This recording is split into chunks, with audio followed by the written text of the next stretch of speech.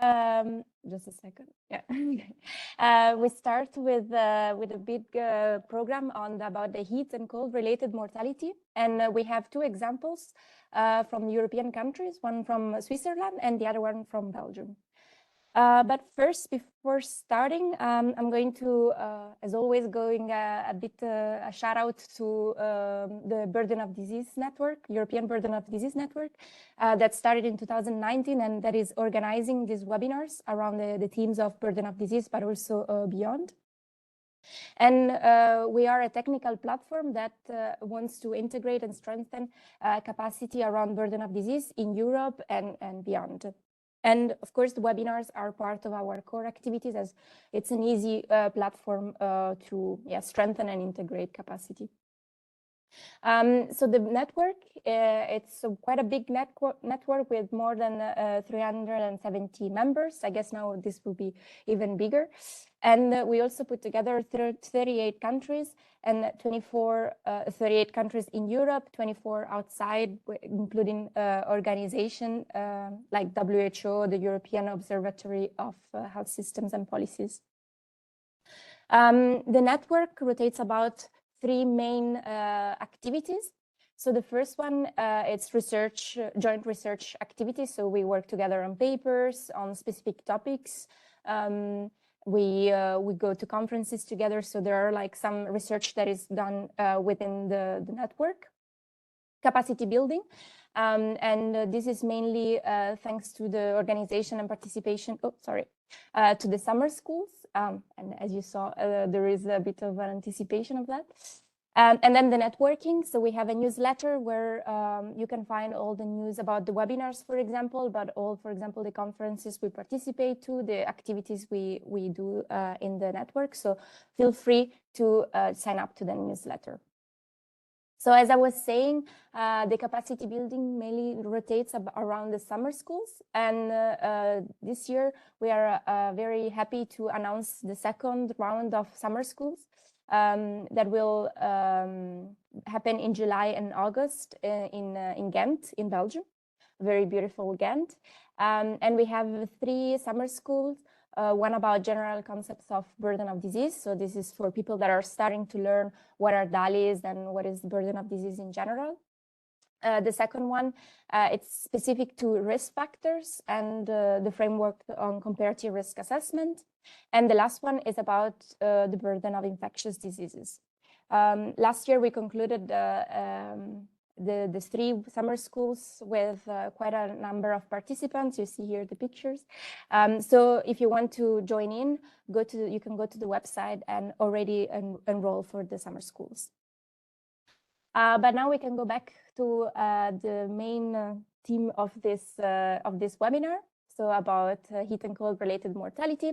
And we have today Dr. Martina Ragettli from the Swiss Tropical Public Health Institute, together with Axel Luyten, also from the Swiss Tropical and Public Health Institute, that are going to talk about heat mortality in Switzerland. And then we have Dr. Claire Demoury from Sciensano in Belgium, and she's going to present her work about heat and cold mortality. So I'll give now the floor to Martina to start her presentation. Good morning. Thank you very much for inviting me and Axel to give presentation. I'm waiting for the slides, then we can start. Yeah, we can see the slides. Thank you. Thank you. Axel, you can go to the next. Yeah, so just to start, me and Axel are working at the Swiss Tropical and Public Health Institute, as Vanessa just told you. Just for those who don't know us, we are in Basel, so close to the border to France. And so we combine research, services, education, and training. But today I want to talk about heat-related mortality, Axel, yeah. And as everywhere in Europe, also in Switzerland, the average summer temperature is increasing and heat waves become more frequent. In Switzerland, still the summer 2003 is the hottest summer, followed by the summer 22 and 2015. So clearly in Switzerland, the increasing heat stress is a priority in terms of climate-related health risks. So to protect the population from heat in Switzerland, federal offices and also cantons have implemented various policies. So in 2003 was like the start. Then the federal offices, they developed information campaigns, and that then cantons implemented, because in Switzerland we have 26 cantons, and the cantons, especially the health sector, then has to implement the policies. But after 2003, some of the cantons in the French and the Italian-speaking region, so this Geneva, for example, or Ticino, they implemented heat health action plans that also are recommended by the WHO. Then in 2015, again, there was a second big heat wave that caused considerable excess mortality. And then again, various cantons implemented some measures. In 2021, we also implemented a new heat warning system that's based on daily average temperature. We developed a toolbox for policymakers that kind of gives some ideas what they, on the health sector, they can do to protect the population from heat. And Axel, so here you see a map from Switzerland with the 26 cantons. It's from 2015, and you see in blue still the French and Italian speaking cantons have heat health action plans.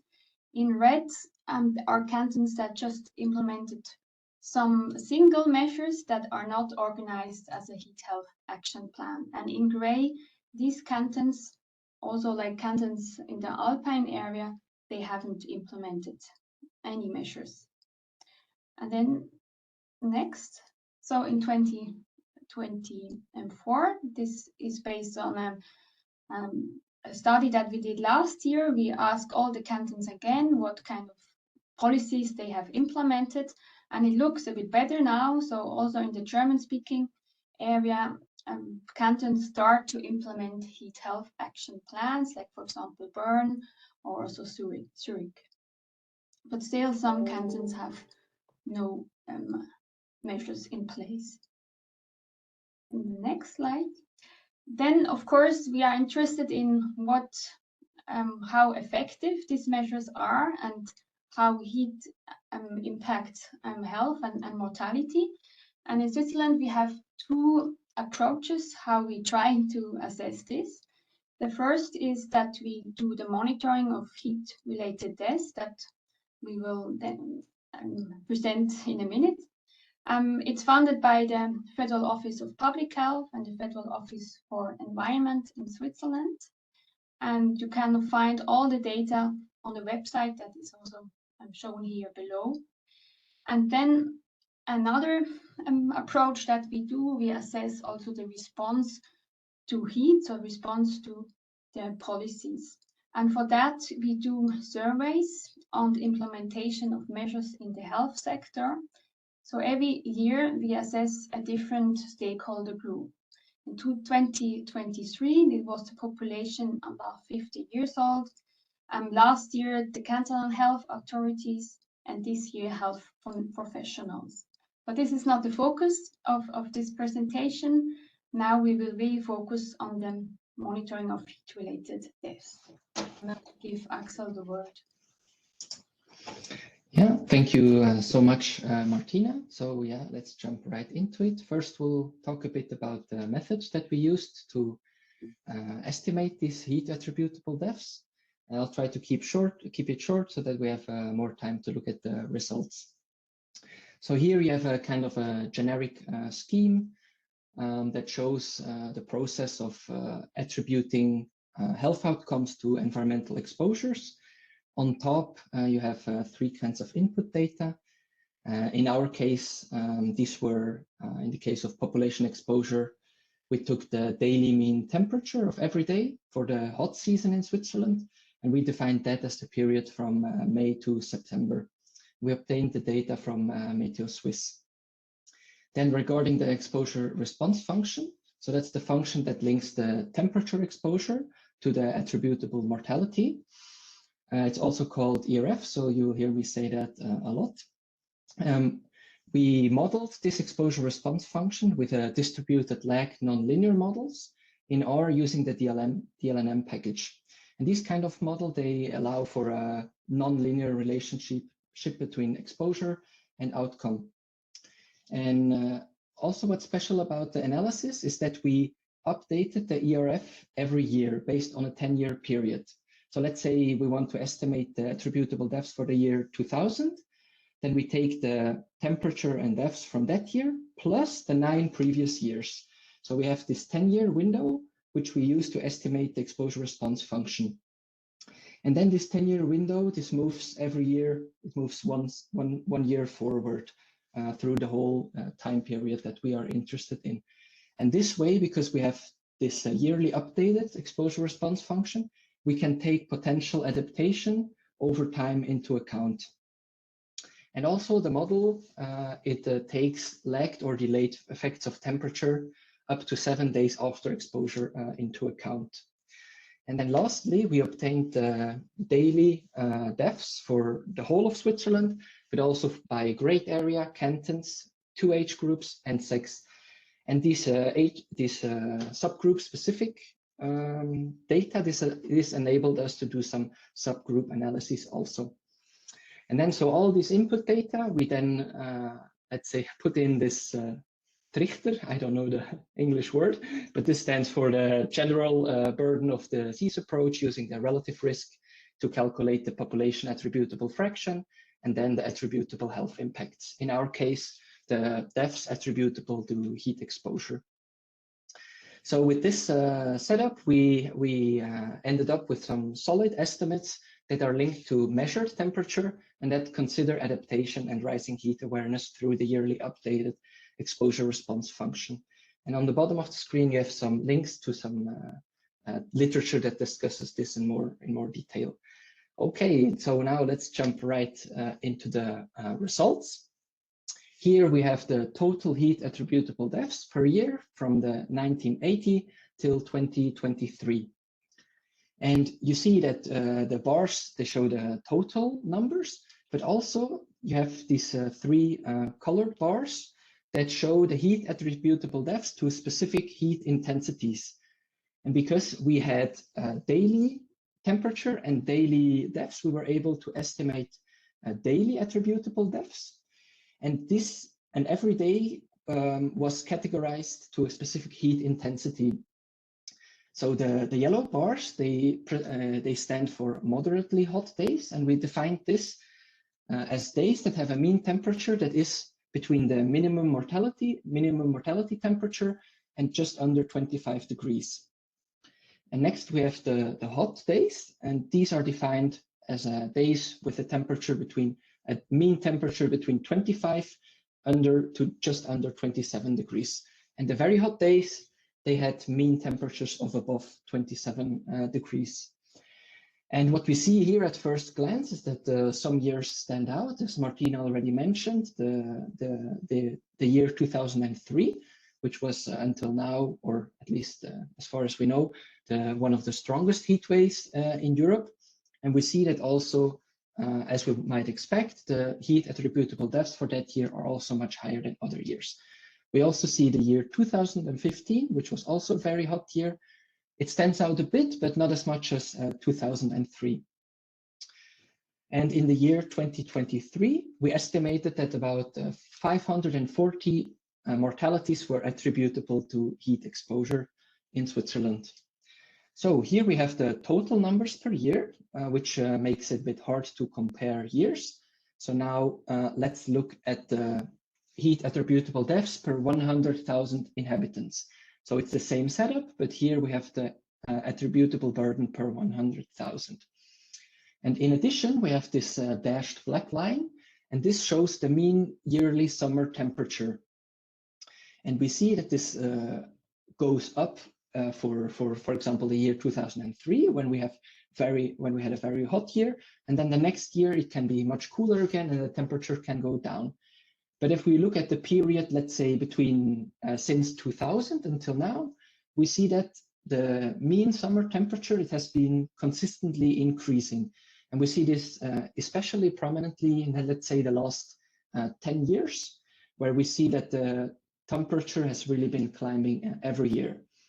But despite this mean summer temperature increase, the heat attributable deaths in those years, in recent summers, let's say the last 10 years, they have stayed kind of constant. It's been going a bit up and down, and notably for 2021, it was very low. It was a very cold summer, but generally the heat attributable deaths, they don't follow this trend of increasing temperature so strongly. And for us, this was really like the first indication of adaptation in, let's say, especially the last 25 years. So, and we thought, okay, so we have some indications. Let's look at this more in more detail. So we looked at the heat attributable deaths per heat intensity. And this is what we see here. So here we have the heat attributable deaths specifically linked to exposure on days that had a moderately hot temperature. And we also see two other lines. The black line, it shows the percentage of days that were moderately hot per year. So to say the frequency of moderately hot days. And we see that this stays kind of constant over time. So the black line, it goes up and down a bit, but it always stays within this range between 40 and 60% of summer days. And then the other line, the blue one, the dashed blue line, it's a linear trend for heat attributable deaths per 100,000 inhabitants. And here we can really see a clear trend that there's been a clear decrease in heat-related mortality on specifically moderately hot days. So here we have a clear indication of adaptation. But however, when we look at the hot and very hot days, this picture is not so clear anymore. First, what we note is that hot and very hot days, they vary way more. So you can have years with quite a lot of hot and very hot days, and other years where there's only 1 or 2% of days that were hot or very hot. And also, if we look at the blue lines in the lower two graphs, we see that the trends here, they're kind of flat, or we can even see a slight increasing trend in heat-related mortalities. So here the message is really that there's definitely need for additional action, specifically for days that have hot or very hot temperatures, especially considering the ongoing climate change. So in the future, we only expect there to be more hot and very hot days, and also we also expect the temperature to just increase further, at least in the foreseeable future. And we also did another analysis to look at possible adaptation, which we'll look at in this slide. So in this slide, we again have the heat attributable deaths per year, but this time only from the year 2000 till 2023. And we see that there are two bars. The blue bars, these estimates, they come using the yearly updated exposure response function. So this is kind of the reference approach that we looked at this far. And the gray bars and the blue, the blue approach, the reference approach, it's the approach that considers adaptation through this yearly updated ERF that I mentioned before, based on this year of analysis and the 10 previous years. So based on this 10-year time window that moves from year to year. And then the alternative approach, which doesn't consider adaptation, it's the green bars, the gray bars, And this approach, it uses the exposure response function from the year 2000, and it applies this relationship to all the subsequent years. So in this way, adaptation is not considered. And if we look here at the year 2000s, we see that the two bars are exactly the same height, which is to be expected because for the year 2000, they are calibrated. But then we see as we go through the years that the difference between the bars, it's small at first, but it gets bigger and bigger over time. And then if we look specifically at the recent summer, so here the years that are within the red box, we see that there's a really big difference between the estimates coming from the approach that considers adaptation, the blue one, and the estimates from the approach that doesn't consider adaptation, the gray one.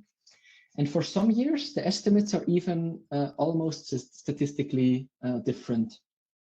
And for us, this bigger increase in recent years, this is an additional indication of adaptation to heat that happened, in this case, since the year 2000. So in conclusion, by using a yearly updated exposure response function that considers adaptation, we got lower heat attributable mortality than when using the approach that doesn't consider adaptation with a fixed exposure response function. And with this, I would hand over back to Martina. Thank you. Yeah, so this is our last slide. Just I want to wrap up. So the monitoring was implemented in 2023. And in our view, they are solid estimates so that we could also look back in time, and not only like starting in 23. So we have also like an overview of the heat-related deaths. The approach that we use uses temperature data. Before in Switzerland, the excess mortality has only been estimated for, like, for example, 2003, but no temperature data was included. And including temperature data allows us also to say something about the effect of moderate and hot or very hot days. And maybe just to mention here the definitions, how we defined moderate, hot, and very hot days are also based on the thresholds from the heat warnings in Switzerland that are used from Meteo Suisse. And yeah, so as Axel very nicely showed, that by updating the exposure response functions every year, we try to also take into possible adaptation into account. The monitoring was implemented also like to raise the awareness of heat-related health risks. So every year there's a communication about the new data and a report. And yeah, so we hope that it also gives some indications on the effectiveness of the policies that are in place in Switzerland. And it should be also a motivation for action for more policies, especially also that the German-speaking cantons become a bit more active. And with that, I'm at the end of the presentation, and I thank you for your attention. And yeah, you're open for questions. Thank you, Martina and Axel. A very interesting presentation.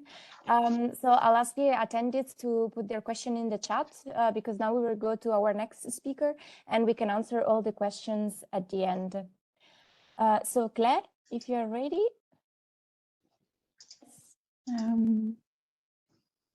Let me share my screen.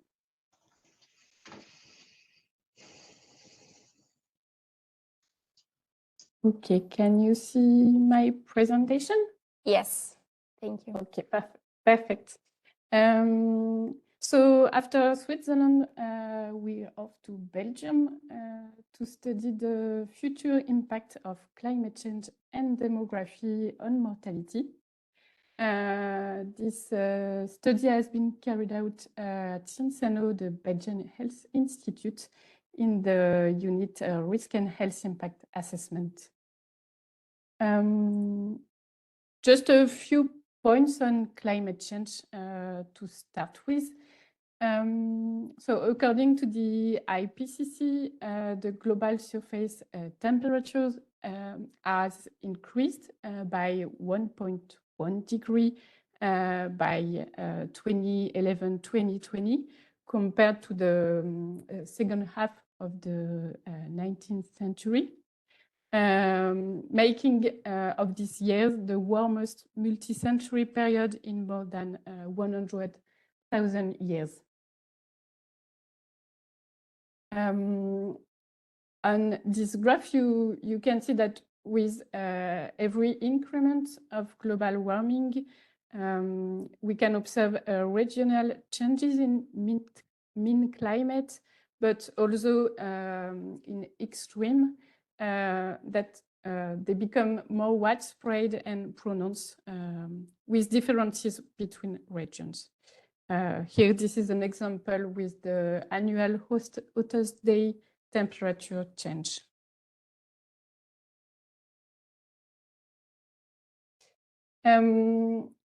If we look at Europe, here you can see that each wave's probability of occurrence, but also magnitude, are expected to increase. And this includes Belgium and its capital, Brussels. But on the other hand, cold waves, probability of occurrence and magnitude are expected to decrease. So we can ask, what is the impact of the future climate on health and on mortality impact in particular? So we can have a look at the predictions for Belgium and more in particular Brussels. So Brussels is a region composed of 19 municipalities, and for each of them we obtain historical daily mortality and meteorological data. For the predictions, we also gathered future data at the regional level, so for Brussels, on yearly population and mortality rates, as well as daily meteorological data.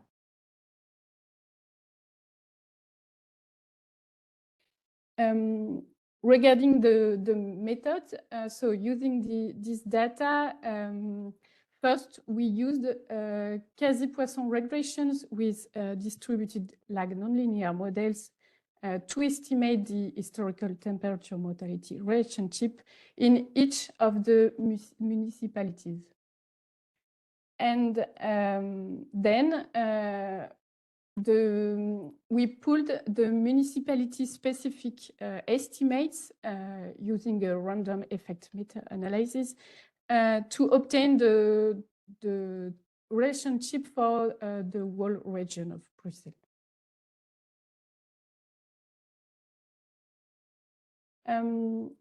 For future predictions, we extrapolated this historical relationship beyond the range of temperatures observed during the historical period. So you can see here an example from Vicedo, Cabrero et al.,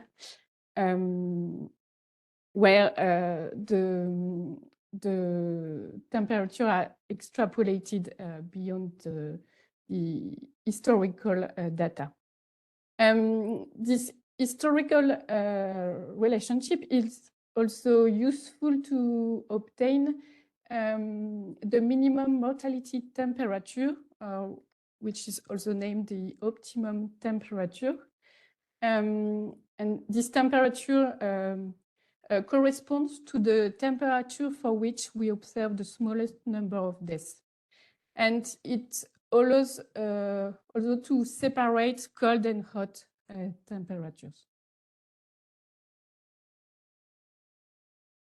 So based on this temperature mortality relationship, we calculated daily attributable number of deaths and daily attributable fractions of deaths. These daily results were aggregated by 25-year periods. So for the baseline and also for a near and a mid-future period. We also looked at the contributions of climate and of demography in this mortality. And to this aim, we define 3 scenarios. A first one in which climate and demographic changes are included, but also two other scenarios. So a first one where we put the demography to be the same than the baseline period. So this CLIM scenario, if compared to the baseline reference, showed the effect of climate. And in a last scenario, we put the climate constant to the baseline period.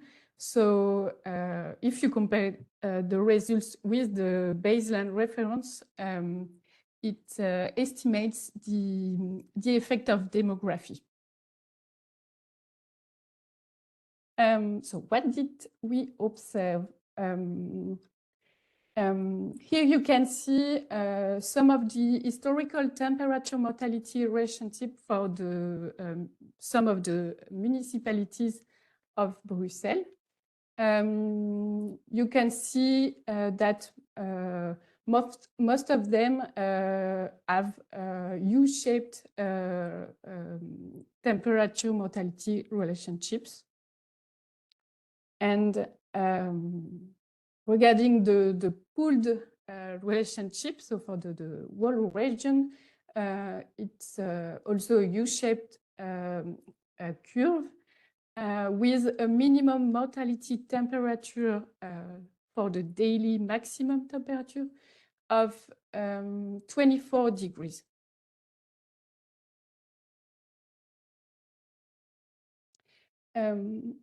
So these results, here I show the attributable fractions of death for the three sub-periods I mentioned before. So what can we see? We see that the attributable fractions of death due to cold temperatures will decrease over time. And on the contrary, the attributable fractions of death due to heat are expected to increase over time. And this results in a net small decrease in the total number of deaths for these periods.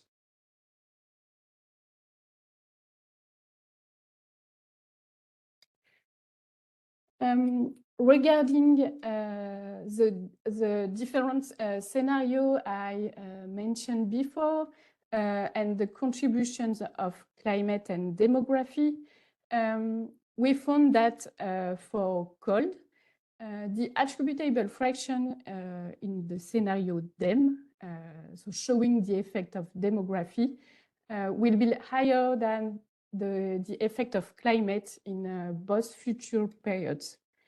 But on the contrary, for heat, the effect of climate will be higher.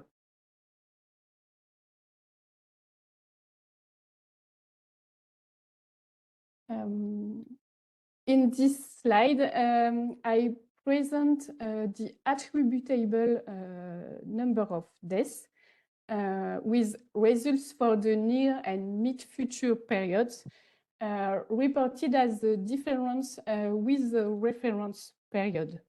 So what can we observe? We found that the attributable number of deaths due to cold will decrease compared to the reference period. It will decrease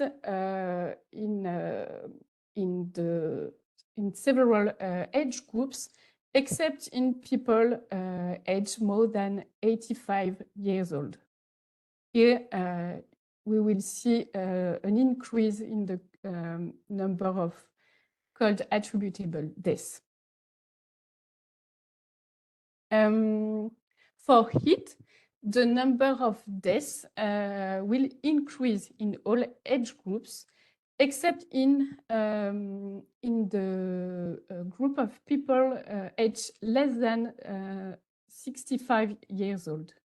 And I'd like that you note the uncertainty around these different estimates, which is shown with the bars. So to conclude, what did we see in this study in Brussels? We will see a decrease in the number of cold-related deaths and an increase in heat-related deaths in the future in Brussels. However, analysis stratified by age groups will reveal that due to demographic changes, in contrast to other age groups, the number of cold attributable deaths will increase for people aged more than 85 years old. And that for people aged less than 65 years old, we will see a decrease in heat-related mortality. In Brussels, we expect a substantial increase in the number of people older than 85 years old. So this results in this increased number of cold attributable deaths, although cold extremes will be less frequent in the future. Similarly, despite a global warming, we found a decrease in heat attributable deaths in people aged less than 65 years old, which is due to an expected lower mortality rate in this age group. And finally, we also observed a larger impact of demography on future cold attributable mortality and a larger impact of climate on future heat attributable mortality.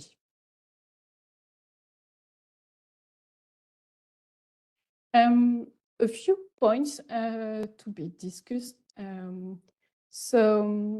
As I said, first, our projections of temperature attributable deaths showed large uncertainties. I didn't show the analysis, but in particular, we found the uncertainty being largely due to the temperature mortality relationship parameters. So the parameters of this historical temperature mortality relationship. A better understanding of the predictors of this temperature mortality curve, and in particular, living and working conditions could improve future estimates. The remaining uncertainty due to climate projections were also higher for heat than for cold, which might be explained by higher difficulties to predict extremely high temperatures that are not frequently observed during the historical period. A second point is that we considered a constant temperature mortality relationship throughout the study period, assuming that the physical climate adaptative capacity of the population would remain constant. Modeling adaptation remains challenging and often implies multiple assumptions because this requires, for instance, data on air conditioning prevalence or people's behavior during hot periods, which were not available. And finally, for reasons of study power, we use the same temperature mortality relationship for all the age groups, whereas for some age group, we know, for example, that the oldest are more vulnerable than the other. So yeah, these are different points to improve in future studies. Yeah, and to finish, if you are interested in more information, don't hesitate to have a look at the scientific publication, which is in open access.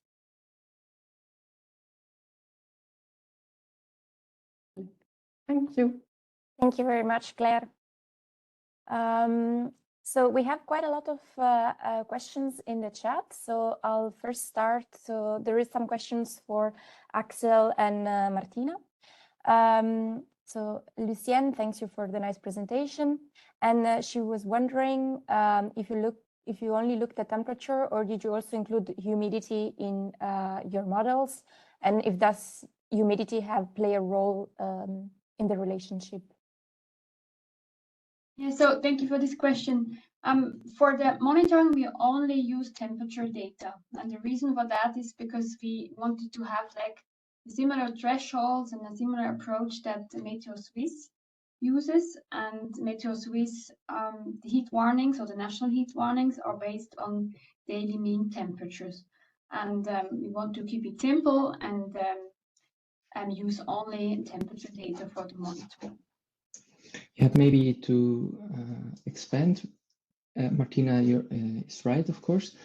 We also included some variables, a year variable, a month variable, a variable for weekday and region, to account for these regional differences. But as Martina mentioned, no humidity in the model. Mm-hmm.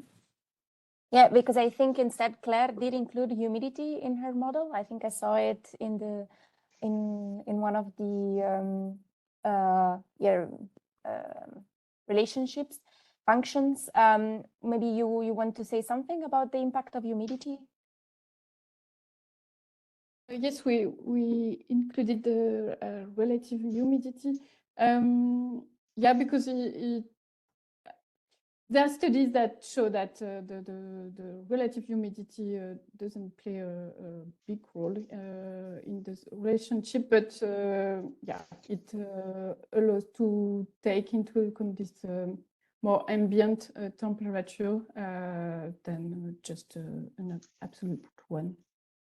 Yeah, in Switzerland, we did also some studies, or not for this monitoring study, but also like previously we compared different temperature metrics, so like also like a temperature that includes humidity, and we did not see a difference. It may change in the future, but so far we don't see any difference. Okay, thank you. Then I'll go to Dietrich's question. He's wondering which diseases causes of death were considered to be heat related, and have you seen any trends in the baseline burden of disease over the years? So it was at the beginning for Martina and Axel the question, but maybe also Claire can add to it. Yeah, so the monitoring is based on all-cause mortality, and the reason for that is because this data is like more or less 1 year or half a year after the summer available. For cause-related data, we would have to wait 2 years. So that's why we ended up using all-cause mortality for the monitoring. And have you seen any trends in the baseline burden of disease? So when we look at the number of deaths in Switzerland during May and September, over the years, we see an increase of the number of deaths. Yeah, but I guess this increase might also be related to the population growth. Exactly. So that's why we presented our results mostly per 100,000 population to take this growth out of the equation. Yeah. And you, Claire, did you look into cause-specific mortality? No, we were not able to to take this into account because of the predictions. We didn't have specific weights for specific mortality. But I know, yeah, in general, respiratory and cardiovascular diseases are the more vulnerable to temperatures. This is. Thank you. So there are two questions from Nin for Axel and Martina. So he's wondering if you fit the ERF using only heat from May to September. And regarding the uncertainty around this ERF, so the uncertainty seems quite large when you compare the yearly and the alternative ERF. So why he's wondering why the uncertainty is so large is because the number of data points is small. Thanks for the question. Yeah, the exposure response function, it's based only on data from May to September. So this is, let's say, the hot or the warm season in Switzerland. And yeah, the uncertainty, it's kind of comparable between the two approaches. But you're right, it looks maybe larger than you would expect, but this is also due to the fact that we only take this 10-year period to fit the ERF. So we only take the data points that are within this 10-year window. So we have fewer data points, and yeah, the uncertainty gets a bit larger. So if we would estimate the ERF based on the data from 1980 till now, the uncertainties might decrease, but then you don't take the adaptation into account. And it was really important to us to take this into account because these estimates are meant as a climate indicator. So we also really wanted to take changes in policy that might affect the ERF or change in behavior that might affect the ERF. We really wanted to take that account. So that comes at the price of a bit larger confidence intervals. Thank you. So from Egin, also a question, well, I guess could be for both of you, like the three of you. What he was wondering when there is the correlation of heat attributable mortality, how do you identify reasons of mortality? I mean, yeah, you already said that it was all-cause mortality, but maybe it's wondering a bit more about the relationship, the use of the ERF to attribute mortality to heat. I don't know if you want to say something more about the methodology or. Well, yeah, as I said, we used all-cause mortality. So for the monitoring for this study, we didn't look at cause-specific mortality. We did other studies in Switzerland where we then looked at cause-specific deaths, and we saw like steep increases for certain cardiovascular diseases, respiratory diseases, and dementia, Alzheimer's diseases. So these are like typical causes for heat-related mortality. And I mentioned it only briefly, but we also take lagged effects of temperature into account. So we don't only just look at temperature exposure one day and the deaths on that day, but only on deaths that might happen the day after, or 2 days after, or 3 days after, because when you have a really hot day, the effects don't necessarily happen on that day. They can happen with a bit of a time lag. So we try to also take this into account. You can take this into account with the DLNM models. Thank you. So there is a question from Matthias for Claire. What kind of pathogenesis do you think is reasonable for the burden of cold weather? What kind of adaptation would you expect from this, from the change in cold? And because he thinks, or he could imagine that infectious respiratory disease will occur at higher temperature in the future compared to today. For the reason of cold-related mortality, the link is less direct for heat, where we know that it's the thermoregulation of the body, which is in question. Yeah, for cold related deaths, it's less clear and more indirect. And yeah, there is also this role of the infectious diseases that can play a role. So yeah, do I imagine that infectious respiratory disease could occur with higher temperature? Yes, I think that yeah, this can be more spread in the future. Yeah. Yeah, it's interesting because there is an adaptation not only from the human, but also from the pathogens that will adapt to the temperatures. A question from Isabella. So he is complimenting all of you for the presentation, and she's asking Claire, so when you calculate the age stratified analysis, did you run separate DLNM models for each age group?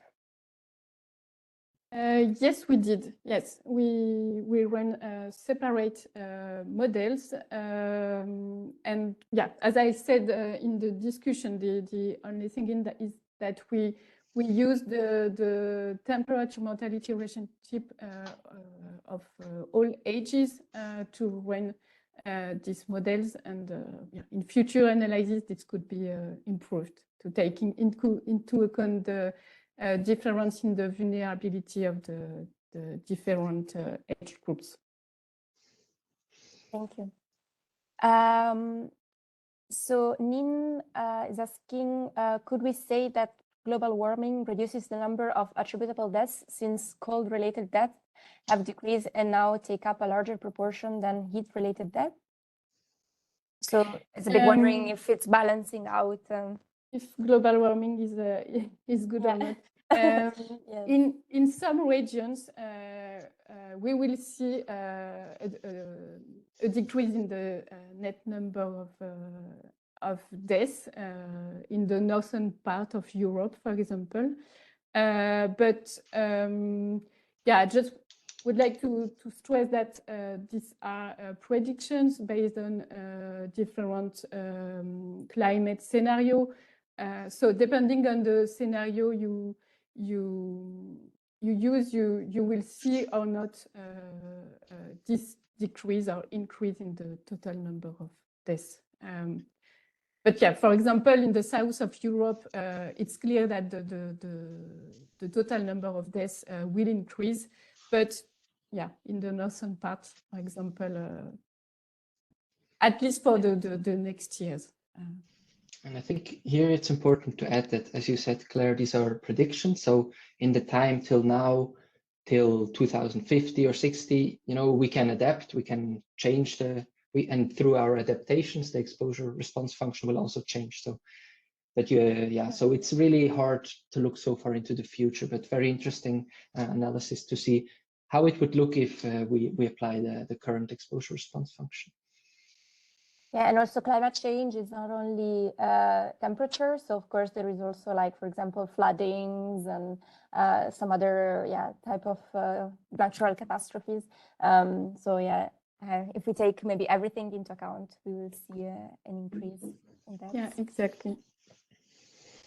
Then there is a question from Nayeli, a bit more general on how easy and feasible is to get cause and year specific daily mortality for the European region, because they would like to run this estimation in their group, research group.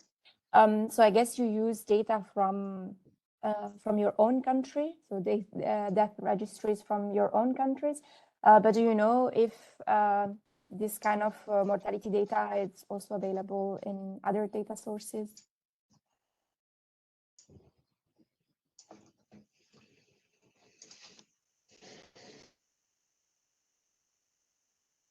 Or it's more like really the country-related mortality registry? For Belgium, I think that yes, it could be shared. Yeah, I think so. Yeah, it depends a bit on the country that you're speaking from, Nayeli, and happy to see how feasible it's within your country to get the data. So Matthias is making a comment about humidity. So the discussion that we had before.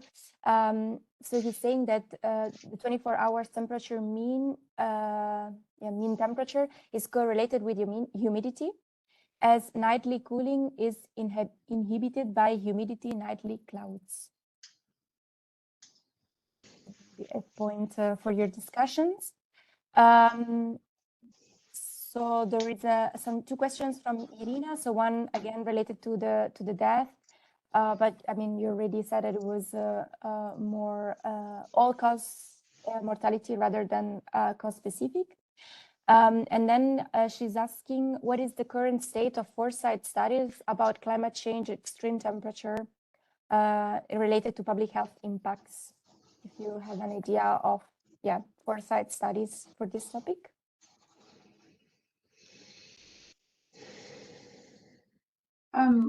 Well, I mean, there are several studies around, also from the MCC network. Maybe you know that. It's an international network coordinated by the London. So what we do, we share mortality data from different countries and then use and cities, and then use the data for several studies on climate change and health. And so from this network, there is also a nice website. There are several studies that do projections of heat-related mortality, and they all show that if we don't take action, heat-related mortality will increase. Yeah, indeed, there are a lot of international studies focusing on climate change. You also have nice dashboards that show you the effect of different scenarios of climate change. So yeah, that's it's quite a hot topic around the world. Okay, is there any more question? I think we still have 2 minutes. Yeah, so thank you very much. If there is no other questions or no other comments from the speakers, I would like to thank you for your time to show us our work. The presentations and the recording of the webinar will be online on our website, so you can always rewatch it and contact also our speakers if you would have any remaining questions. Thank you very much, and have a nice day. Thank you. Thank you. Bye-bye. Bye-bye.